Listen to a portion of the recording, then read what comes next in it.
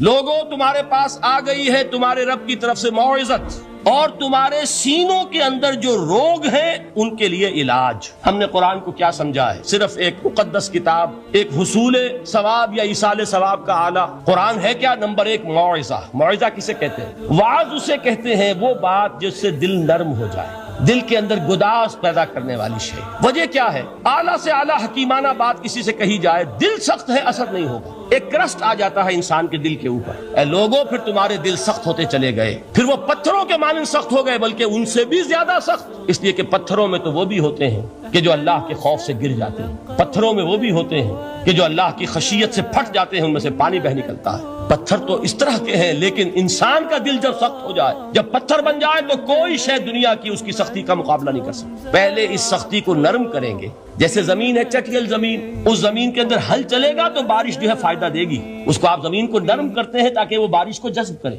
ورنہ چٹیل زمین ہے سخت، وہ پانی بہ جائے گا اور وہ زمین کے اندر جذب نہیں ہوگا۔ کیا لفظ استعمال کیا؟ موعظہ۔ یہ قرآن واعظ ہے، نصیحت ہے، دلوں کو نرم کرتا ہے، دلوں پر جو کرسٹ آ گیا ہے سخت اسے توڑتا ہے، اس میں ہل چلاتا ہے۔ پھر کیا کرتا ہے؟ پھر جب یہ جذب ہوتا ہے، شفاء لما فی الصدور، جو سینے کے روگ ہیں ان کے لیے شفا ہے۔